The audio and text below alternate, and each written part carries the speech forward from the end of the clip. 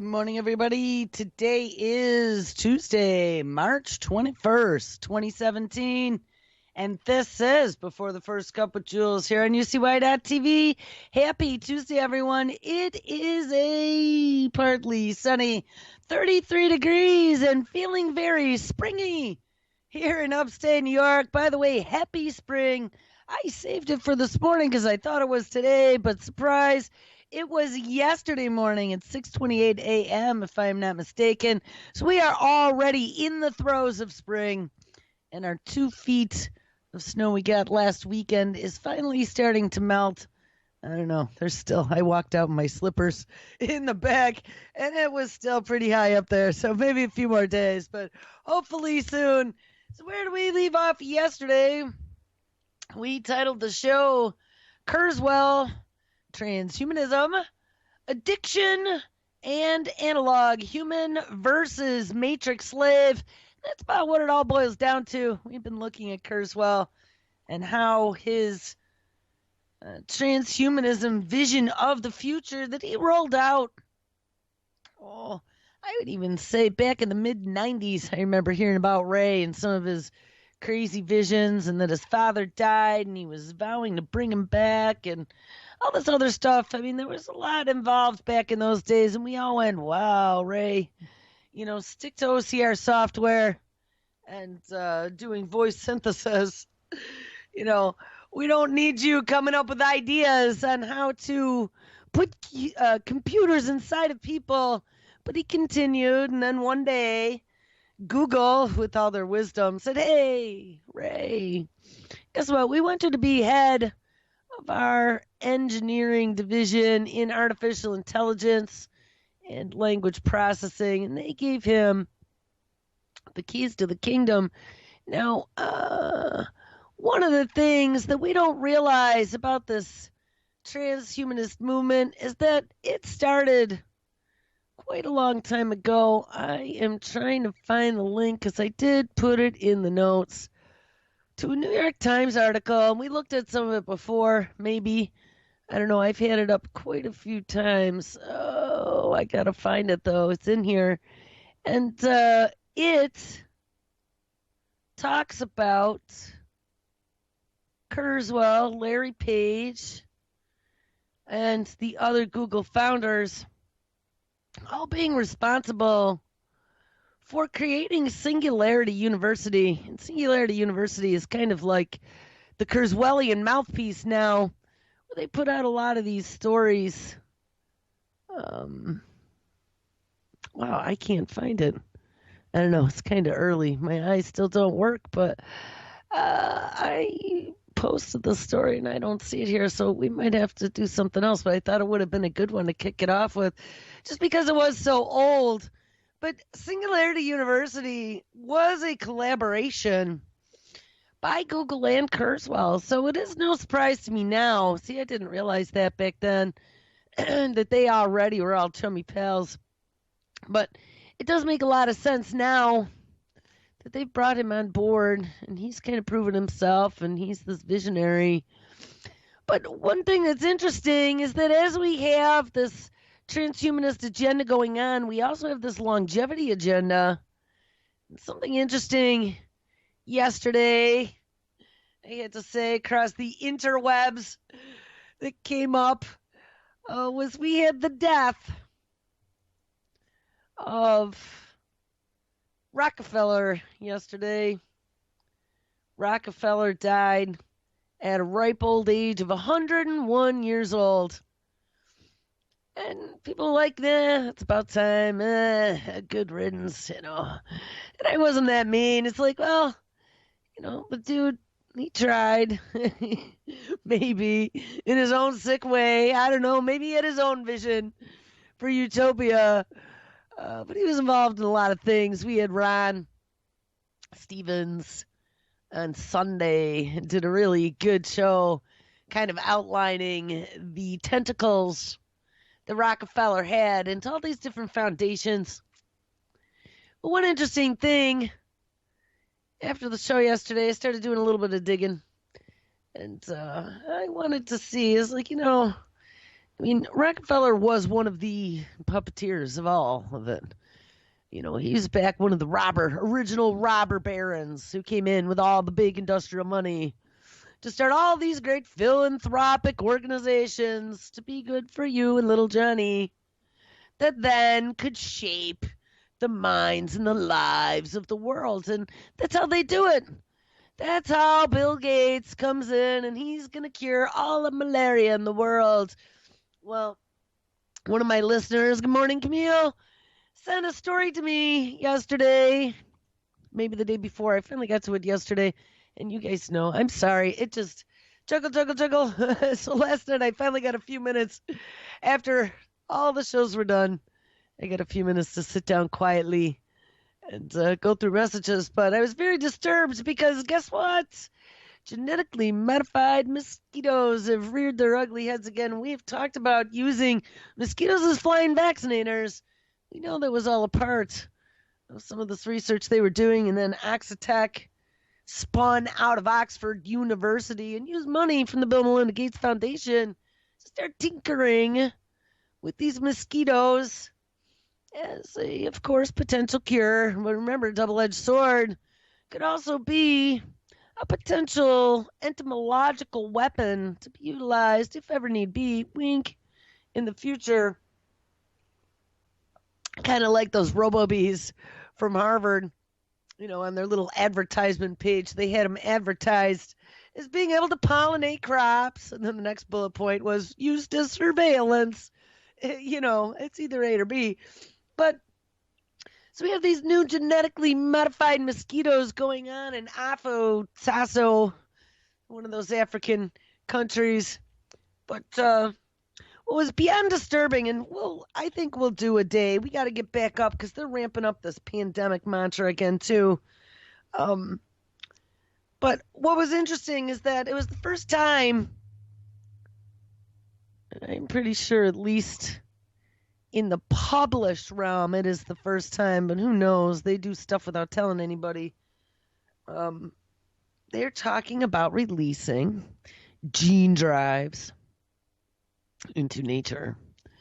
Now, anyone who's listened to this show for a while, we did gene drives and looked at CRISPR and looked at Gates and looked at Oxitec and looked at the mosquitoes and looked at the different technologies and how they were going to sterilize these mosquitoes and looked at some of the diseases as well as Zika and all the ethical considerations and what it means to get quarantined, et cetera, et cetera, et cetera, and the genetic modification and the creation of these mad science pandemics in labs and how they mutate very quickly. And problem reaction solution.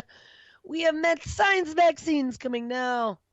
And now we have something even better. Remember, we got a shape-shifting immune system that's coming, doing gene therapy on all of us to be able to cure you from any pathogen known or unknown. So put on a seatbelt for that one. They're still gearing up for that. But the end result of all this is it is not good for humanity. They are releasing this multifaceted, multi-pronged assault. Every bad idea, I get this big notebook in my head called Bad Ideas. And on each page, we got a number. And, I always just pick a number at random to assign to one. Bad idea 10,275. Gene drives. What a gene drive allows you to do, take a genetic modification, and in this case, it would be one that would be synthetically made, and then roll it out through the entire population in one generation. So for something like a mosquito, the mosquitoes live a week, if that. So within a week, they could take some trait. And at least with the stuff they were experimenting with, it was, I think it was the gene that they had modified the mosquitoes with the kill switch. So they would require tetracycline. And if they didn't receive tetracycline, they would die. The eggs wouldn't mature. Except surprise, tetracycline apparently is pretty prevalent in the environment because of livestock, etc. So it really didn't help much.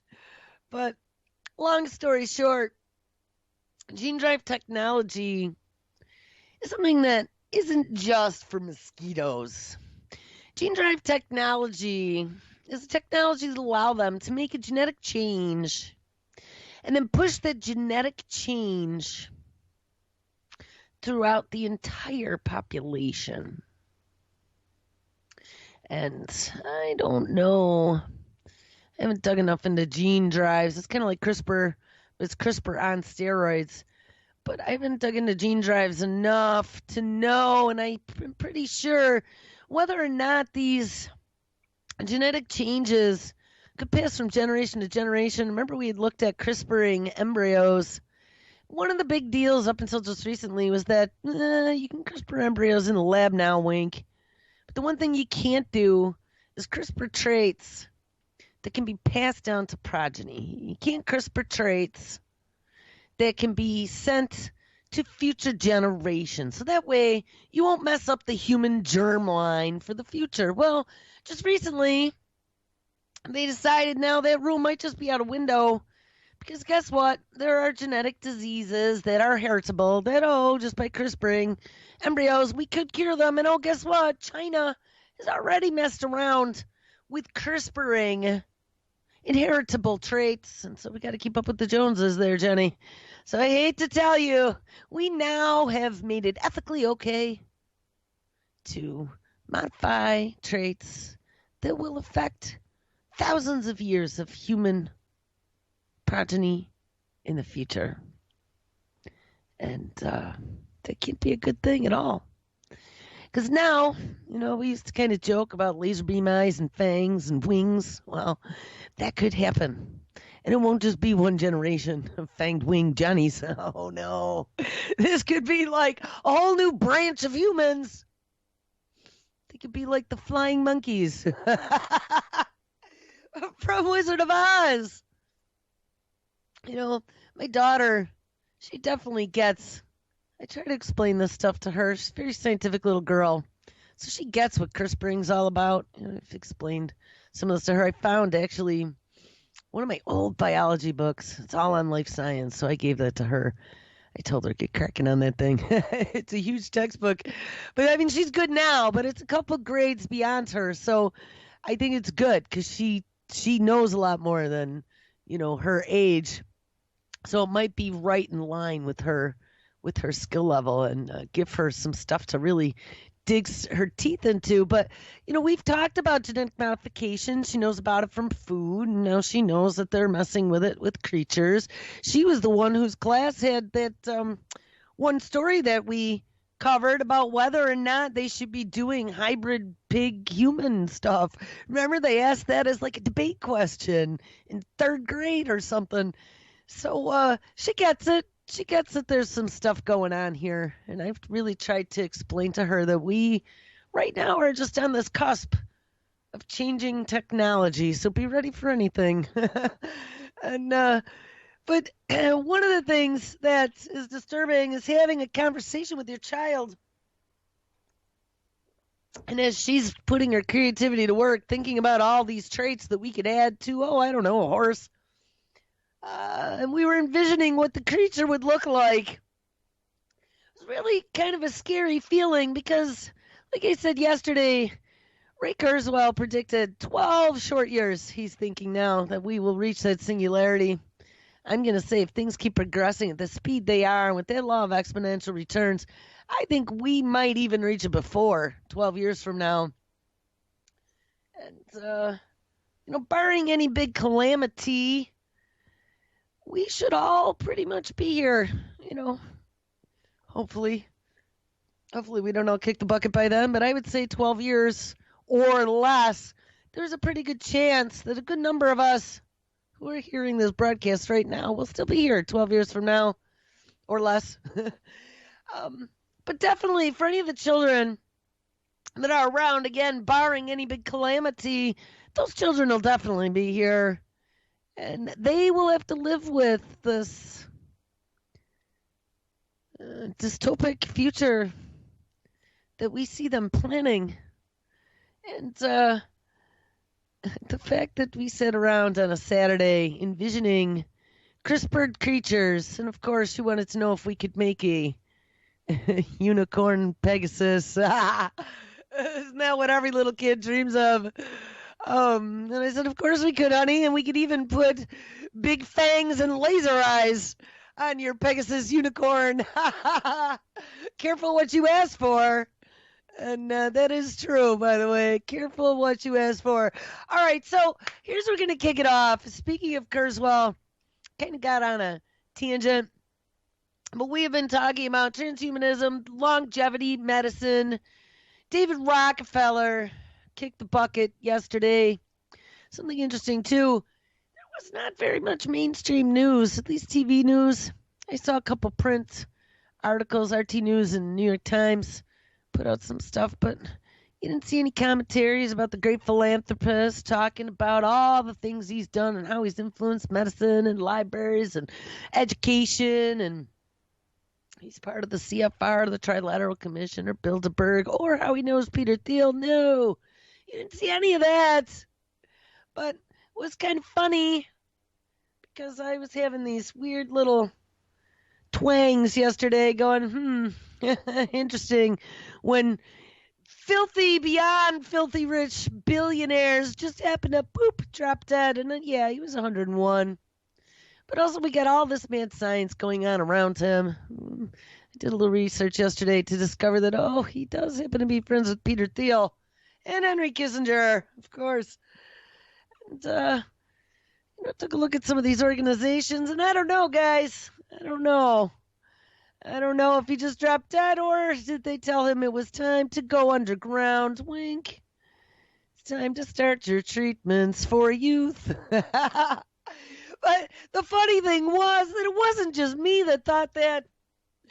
One of my listeners, Camille, sent me a message, and she kind of was tossing around the same ideas. These rich guys all stick together. That's all I got to say. And when you're that filthy rich, and I mean filthy rich, yeah, the Piper's going to finally get your number at some point. He had 7 open heart surgeries, I read. But who has 7 open heart surgeries and survives to tell the tale, number one? Kind of like the Queen the other day on her horse out horseback riding at 90. Nobody goes horseback riding at 90. Unless, of course, you're the Queen. And I don't know, Rockefeller was looking pretty, worse for the wear the last time I saw him. But still, I don't know, just keep an eye on him. Let's see what happens at the funeral, or if they have any even type of memorial service. Because if they didn't start any type of longevity medicine, and he really did kick the bucket, one of the things that Camille had done some posts on was cryogenic research. And yeah, we talked about that way back. Woody Allen, Sleeper. If you ever saw that movie, if you haven't, that definitely was a good one for a Friday night. I haven't seen that movie in about 30 years, but that made me laugh my ass off. But cryogenics and suspended animation especially is something that they have been working on for a while. Suspended animation for some long distance space travel. They were talking to, Alpha Centauri and Mars and some of these other things. Cryogenics, I'm trying to remember the study I read a while back. There was a small issue that they were still having with freezing cells, and it was doing damage.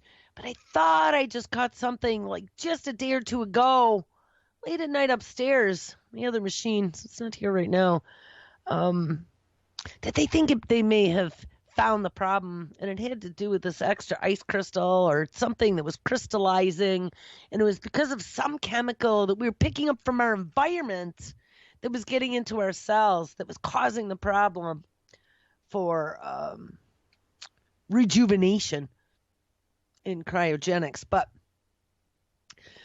just pay attention, because it is a science that is happening. Camille, in her research, had a link to, apparently there is cryogenic estate planning that has been rolling out here.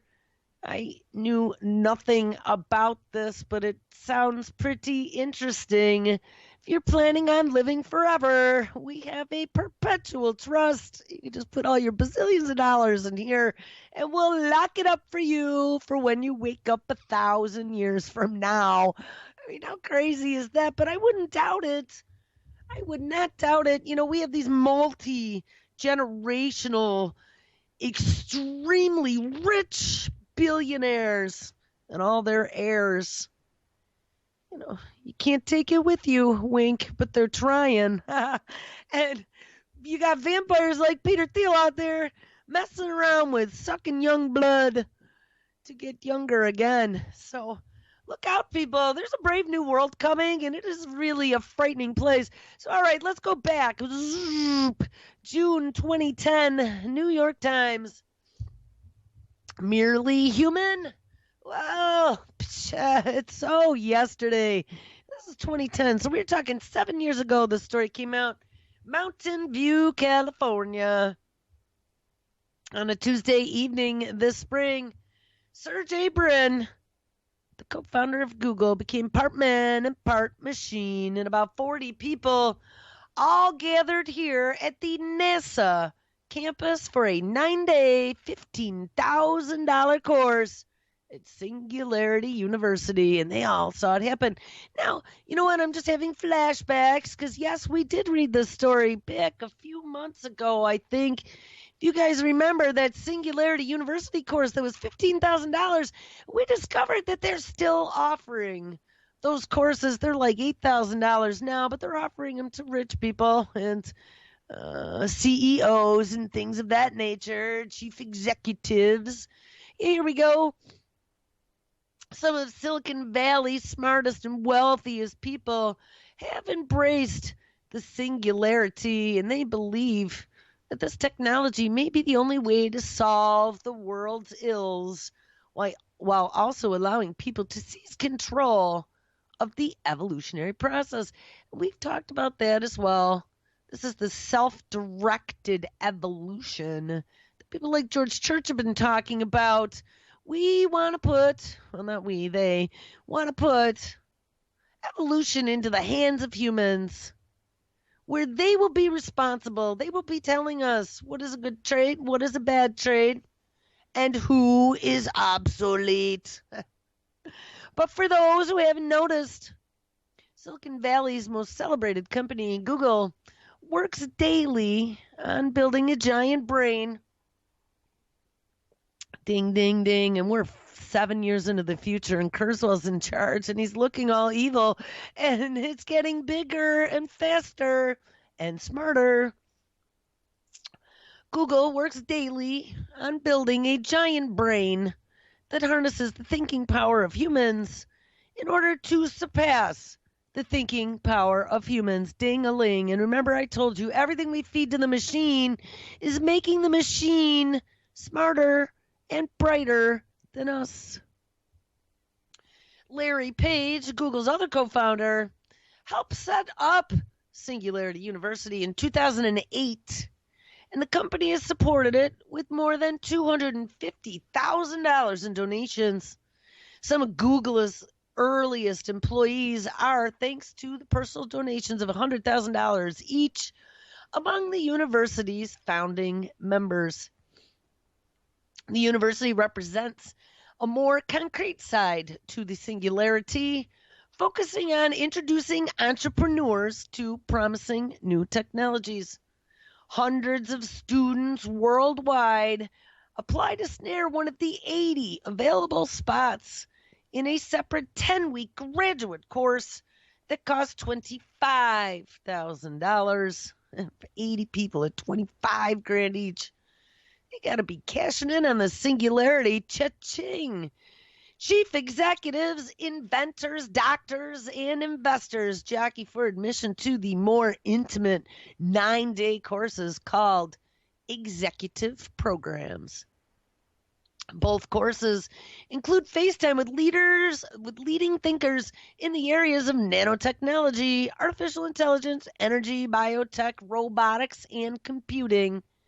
And on a more millennialist and provocative note, the Singularity also offers a modern-day quasi-religious answer to the fountain of youth, ding-a-ding-a-ding, by affirming the notion that, yes, indeed, humans, or at least something they're derived from them, can have it all. We will transcend all limitations of our biology, says Raymond Kurzweil, ding, the inventor and businessman who is the Singularity's most ubiquitous spokesman. I told you they wheel Ray out every time they need to sell it. And he boasts that he intends to live for hundreds of years and resurrect the dead, including his own dead father. And that is what it means to be human, he says, to extend who we are. Now, guys, this was 2010. Okay, 2010. We already saw the direction the ship had turned. I am establishing here that the connections between Google and Kurzweil go way beyond just a few years ago. And Kurzweil, I've been following him since the 90s, when I said he was just kind of the joke guy in the corner, and we would all laugh at the crazy ideas that this guy Kurzweil had about connecting us to the internet. But of course, one person's utopia is another person's dystopia, and we've covered this as well in the years since the Unabomber, Ted Kaczynski. We read Ted Kaczynski's manifesto the one day. We read it on air, at least the first page of it, and I was really surprised because for anyone who hasn't read it or knows anything about Ted Kaczynski except that, quote-unquote, he was the Unabomber, you've been misled a little bit. You know, I just thought it was this crazy guy who lived out in the woods in a shed somewhere and made bombs, but that isn't quite how it was all spun out.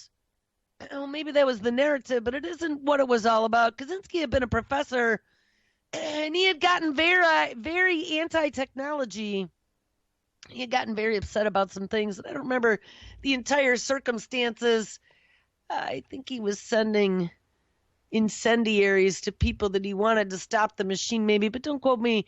But if you read his little text document that he put out, his quote-unquote manifesto, it kept talking about technology and it moving forward and it enslaving us and how it had to end. Well, in his techno-babble of his manifesto, he actually made a little bit of sense. And then we found an archive out of Wired magazine, and this one was from 2000. Bill Joy had been a big boy at, I think it was Oracle, maybe, or DEC Computing. One of the big boys that really, they're still around, but they've kind of changed form back from my day, the beginning days of commercialization of computing. But Bill Joy wrote a book, and he also knew Ray Kurzweil, and he had conversation with Ray. And Ray's conversations kind of disturbed him after the fact. But Bill Joy wrote a book called How the Future Doesn't Need Us. And again, we're talking something, this literally was 17 years ago. And Bill had already seen the writing on the wall. If we continued down our current trajectory with Moore's Law and Law of Exponential Returns, that there was going to come a point in our not too distant future, and they were still telling us back then, 50, 100 years from now, it's going to be a different future. And we've been saying, no, it's not 100 years. It's not 100 years. They're going to tell you it's 100 years so you don't get afraid, but all of a sudden it's going to be bang. It's 20 years. Oh, bang, look, it's 5 now. Technology is just incredibly amazing. Look at how fast it's working. And then it's going to be the sneak attack because we never saw it coming. Be aware. It is coming. I don't know. We need to start learning robotics. Start messing around with frequencies. I don't know what to tell you, but we have this mixture of biology and technology and people like Ray Kurzweil, as well as many others. George Church, Mr. Synthetic Biology. We have these lunatics that are all puppeteering now how we are going to self-direct this human evolution to 2.0. And that's where they keep telling us that we need to go. It is tantamount for the survival of the human race. And look, we have climate change. Yeah. You know what I say? The climate is changing. But I don't think it's us making it. It's them. You know, the more I dig into some of this atmospheric, ionospheric heaters that they're building, and that was a research paper that I was just reading the other day. It was matter of fact, Smarty Pants, talking all about the ionospheric heaters that they're messing with up at the University of Alaska at the HARP facility out of physics.org. Well, there's no way to deny now that they are messing around with the atmosphere. And they're and literally the one guy says, we are turning the atmosphere into a big petri dish in a lab, and this is so amazing. But wait a second, who said that was such a bright idea? Because now we have these wicked storms, we have all this heating going on, and all this energy getting pumped into the atmosphere, kind of like 3 melting down cores across the ocean would be pumping high energy particles into the atmosphere. Oh, you know, they discovered that. I don't know if you guys heard that interview I did with Jeff Wefferson this past weekend. He aired it Saturday and Sunday. I think we talked about some of that. I don't know when he was actually recording and when he wasn't, or what he cut out or what he didn't. I didn't hear the final, but one of the things we have been talking about was atmospheric heating and some of the research in the past. And I discovered way back when some interesting connections between Fukushima, GE, the Manhattan Project, and HARP. And this was not any tinfoil hat wearing website. This was Bruce Gagnon, an interview I had heard with him, with Libby Haleve, talking, and we ran that interview on the show for one of the days I couldn't make it. It was an excellent interview. But Bruce was talking about some of the experimentation they had been doing with excited particles and radiation experiments in space. We had looked at plasma bombing the sky and some of this new radio frequency extender technology that they are working on. All I'm going to say, guys, and then, Kurt Vonnegut's brother, Kurt Vonnegut, the author of Cat's Cradle and Happy Birthday, Wanda June, and all those other classic weird novels. Kurt Vonnegut actually was a PR person for GE back in like the 40s or the 50s. And his brother was an atmospheric scientist out of University of Albany here, which is actually where my good friend that I went to college with, one of my engineer friends, ended up getting his meteorology degree, was over there. He was a physicist at UB with me, and then he went over to the University of Albany and got his meteorology degree, which you would think it's just standing in front of a weather map, but it isn't. Meteorology is all high-end physics and math. So, Smarty Pants, Mr. Smarty Pants, and now he's doing, I don't know, some sort of bioinformatics on cancer cells at a cancer hospital. So, you know, again, Smarty Pants, not sure what atmospheric science has to do with that, but end result is they are utilizing all of these technologies that they're modifying our planet with, and they have been for a very, very long time, to now point to it and go, look, everything's so screwed up. And it's all your fault, people. So we're going to take everything away that you know and love, and we're going to clamp right down. We're going to have the COP21. We're going to cry climate change and carbon quotients. We're going to use it to manipulate and control the globe and to puppeteer the future where you become the slave and we can clamp down on your open air prison because there's some new rules in the game here.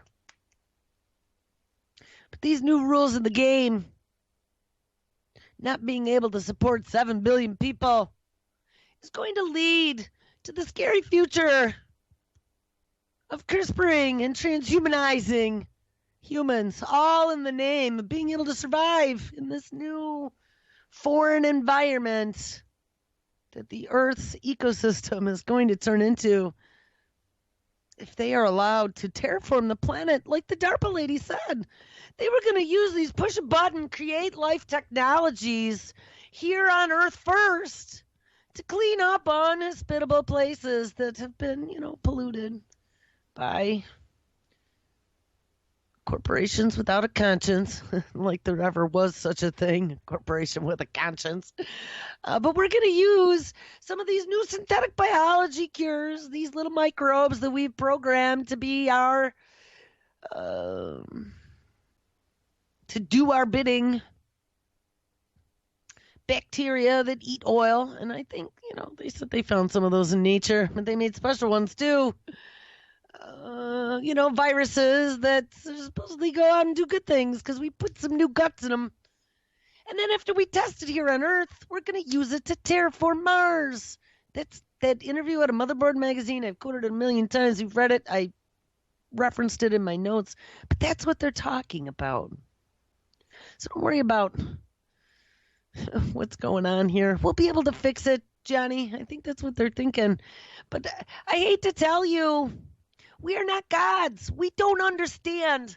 Even, not just the environment, but even in genetics, we don't understand off targets. You touch one button and it messes up 22 others. And that's the problem right now.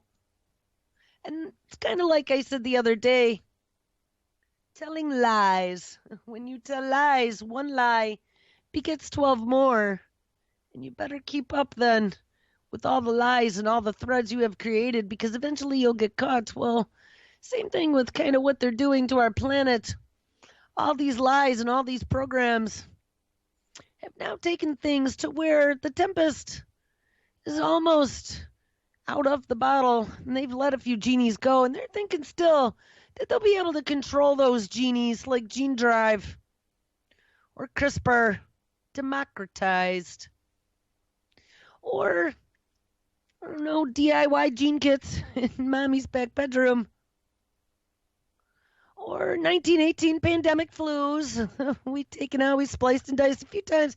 We published all our results for scientists worldwide to read how we did it. But don't worry about it. It won't be used against you at some point in the future. Oh, no. And if it is, hey, we got a solution for that too. Shape-shifting immune system, not even just by DARPA, but by IBM too. It's just got to make you go, what? I mean, I couldn't even write a crazy novel like this. I just couldn't. Nobody would believe it. They'd be like, Joel, this is just so insane that they're going to literally want to put you in a straitjacket, cart you off somewhere, don't publish it. But I hate to tell you people, this is today's news. This is the type of stuff we've been covering. These are the types of things that just because you don't know it does not mean that it is not happening. Do your research. So anyway, let's get back to the story. So in the years since the Unabomber, Theodore J. Kaczynski violently inveighed against the predations of technology, plenty of other more sober and sophisticated warnings have arrived. There are camps of environmentalists who decry efforts to manipulate nature. Hey, that's funny. Like I was just saying, challenges from religious groups that see the Singularity as a version of Frankenstein, in which people play at being gods. Ding, ding, ding. I also covered Mary Shelley's Frankenstein in depth and did a paper on it in college. And technologists who fear a runaway artificial intelligence that subjugates humans. Hey, I guess I'm all of the above, because yes, Elon Musk and other smarty pants comes out and says we need to augment our brains with a neural lace. So in the future, we will be able to keep up with the super intelligent AI that we are building. A popular network television show called Fringe, and I still haven't watched it. I know there were a couple listeners out there who told me I gotta see it. Guys, I promise you I will see it one day. Playfully explore some of these concerns by featuring a mad scientist, I wonder they'd think of me, and a team of federal agents investigating crimes relating to the pattern, which is an influx of threatening events caused by out-of-control technology like computer programs that melt brains. Oh, yeah, you gotta love those. And genetically engineered chimeras. Uh-oh, is that like the Minotaur that goes on a killing spree? Yeah, with big pointy teeth and laser beam eyes. Hey, guys, this is out of the New York Times, okay? And this is from 7 years ago. Okay? All this stuff has kind of happened already. That's why I'm reading this to you, to point out that this is not a fantasy. This is stuff that they all called for. We were already all standing up, jumping up and down. I don't know, back in 2010. 2010, I might have just been coming to this conclusion. I definitely had some issues with surveillance, because remember, surveillance we had already known about, at least on the record, since about 2004. And that was one of the big AT&T cover your ass moments where the feds wanted records, and AT&T was getting sued by privacy advocates. And AT&T went up in front of the FCC and said, "Hey, you guys, you feds want my records? You're going to pull me into this and drag my name through the mud and get my stockholders all pissed off at me and make my stock price fall. That isn't going to happen, so I'm not giving you the records unless you give me a cover my ass rubber stamp right on the left cheek to say that anytime you come to me, you've twisted my arm so high up my back that I can't say no. That way, it absolves me of any liability whatsoever in the future from anybody suing us again. Don't make it my fault. You be the bad guy. I'm not going to be the bad guy." And that's what happened. So 2004, we already were on to what was happening on the back end and how this technology was kind of being shaped and groomed. They were playing this game, good cop, bad cop. I told you that. They've been playing that for a while. Good old Billy Gates, Billy, has been in the middle for a very long time. Since we discovered November of 2001 when he handed over the keys to the feds, when they finally decided that they were going to give him a slap upside the head and let him get off scot-free, pretty much, for that antitrust lawsuit that started in the 90s that was brought on by Netscape when they released Windows 95 with the integrated web browser. Netscape said, "Hey, unfair competition. Nobody's going to buy my shit if you include it in yours." And they fought about that for 5 or 6 years. And then they finally settled. And Billy Gates, right after 9/11, Billy Gates came out and said he settled with the feds and they were going to let him go and continue along with his monopoly. I told you that look on his face. I knew it. I knew what he had done. He had a quotation about, well, we are going to have to do business very differently. But he agreed to it, and he never admitted guilt. He just agreed to follow what the feds told him to do. Anyway,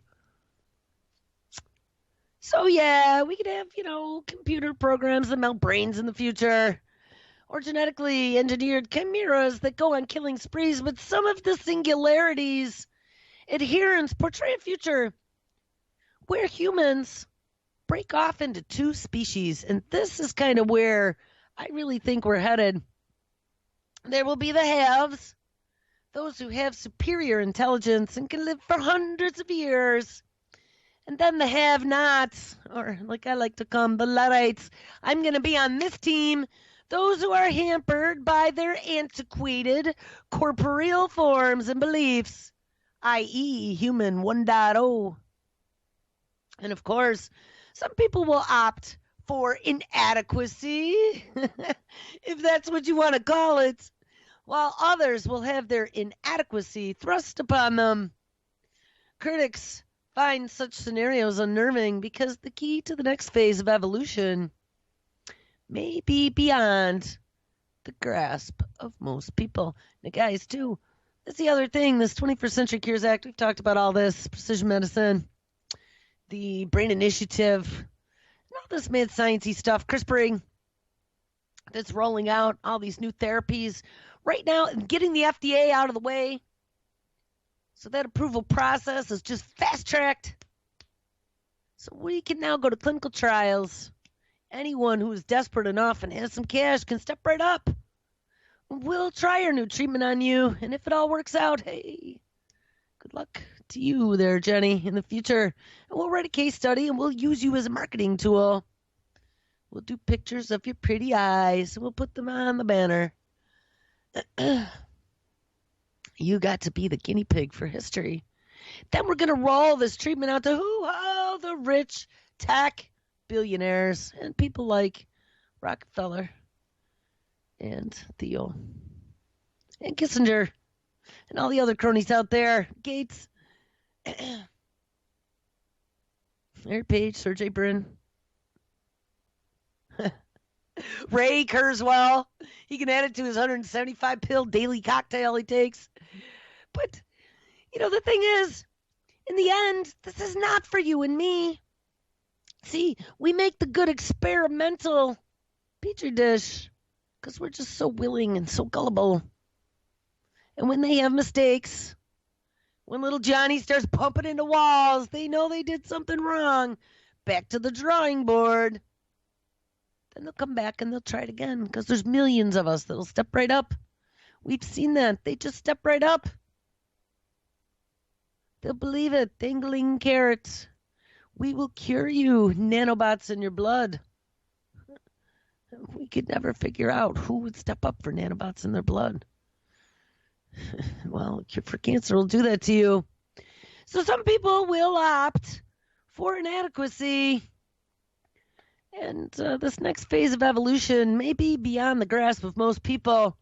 The singularity is not the great vision for society that Lenin had or Milton Friedman might have, says Andrew Orlowski, a British journalist who has written extensively on Techno-Utopianism. He says it is the rich people building a lifeboat and getting off the ship, unquote. Ding-a-ling-a-ling-a-ling-a-ling. How many times have we said that? And that would also explain why all the rich guys are all excited over their new rocketry divisions and why they're all shooting for Mars. They're planning on getting the hell off this rock, and it is not going to be you or me. Sure, the first 100 to Mars are again going to be the 1.0 petri dish. See whether or not there's any creepy crawlies on Mars that are going to infect your brain, or if you're going to get squished by the gravity and the pressure there. But once you guys figure out that it's A-okay, they're going to be coming in droves. And it's not going to be Nana and Uncle Chet. It's going to be the rich guys. It's going to be Elon Musk, Peter Thiel, Ray Kurzweil. And speaking of Peter Thiel, isn't he the next one that comes up in this story?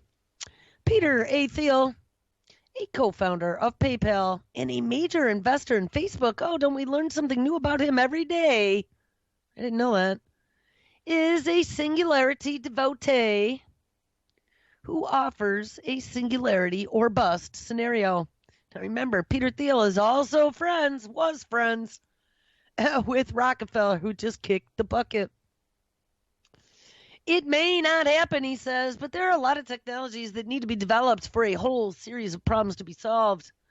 I think there is no good future in which that it doesn't happen. So in other words, happen or we're done for. In late August of 2010, Mr. Kurzweil began a cross-country multimedia roadshow. Bing, bing, I told you they roll them out every once in a while to promote Transcendent Man, a documentary about his life and beliefs. We should see if we could find that on YouTube. That would be a good one to watch. Another of Kurzweil's project is called The Singularity is Near, a true story about the future. And it has also started to make its way around the film festival circuit. So he's got 2 movies that we should watch. And through Transcendent Man, Kurzweil is presented almost as a mystic sitting in a chair with a shimmering circular light floating around his head. Oh, God. Did they do this like a Jesus figurine? Come on. You know, people watch that and they're like, oh, oh, oh, and they hear angels singing. That's what he's trying to do. I told you, they literally are trying to make themselves godlike. Kurzweil is part of that unholy trinity. Guys, this is something very bad happening. There's nothing like this, at least in our written history, that has ever happened before. So when I keep jumping up and down, and I mean literally, we're talking years now that I've been jumping up and down trying to get this warning out to the world. You know, my 27 listeners, please spread it around. Because, you know, if you've listened to me for a while, I know probably the first couple times you heard me, you're like, holy shit, this girl is crazy. But look, she's reading stories out of the New York Times. Yeah, well, I'm actually not crazy. I've been in this field for a very long time. I've just been watching it very closely, and now I just can't keep my mouth shut anymore because I have a kid. And it's happening before our eyes, and it's all under the covers. And it's really kind of on the QT, except for those in the know, or those that know how to decode what they're talking about, because they use this language and they make it sound all nice and they package it all up. And they're like, but look, it doesn't matter what we're doing. You're just going to live forever. We're going to just cure your cancer. And that's all anybody hears. Yeah, they put the marketing spin. But that 7-second attention span is really hurting, because if you don't look under the covers, you go, oh my God, if you actually understood what they are talking about. So throughout Transcendent Man, Mr. Kurzweil is presented as almost a mystic sitting in a chair with a shimmering circular light floating around his head as he explains his philosophy's basic tenets.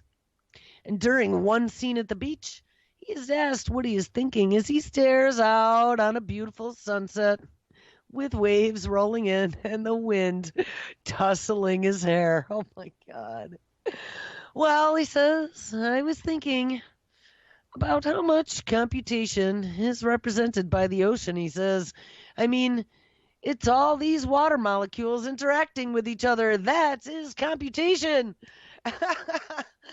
Oh, look out, because they'll make it the live next.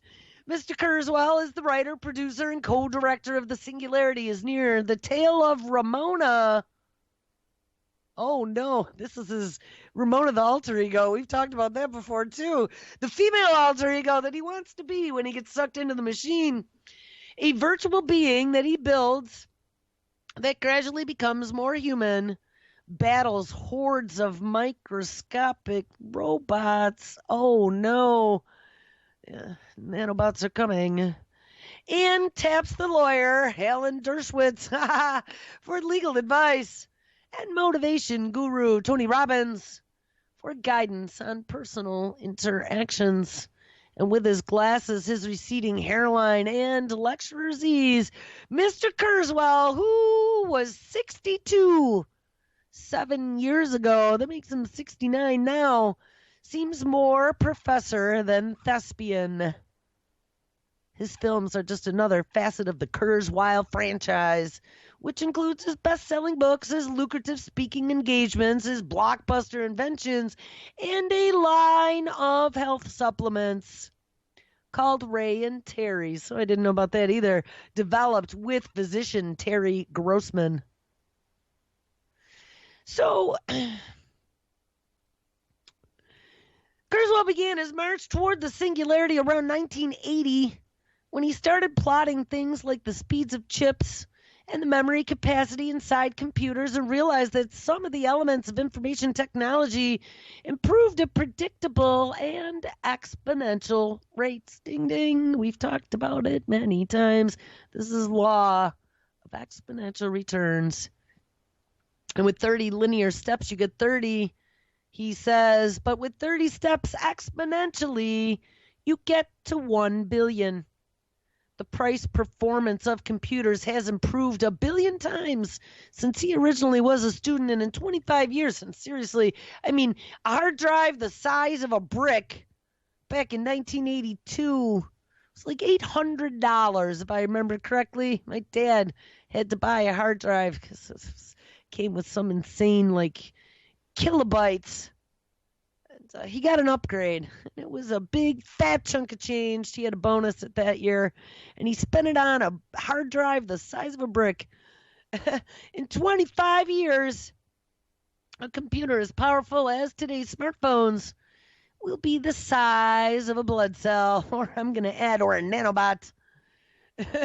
His fascination with exponential trends eventually led him to construct an elaborate philosophy illustrated in charts that provided an analytical backbone for the singularity and other ideas that have been floating around science fiction circles for decades.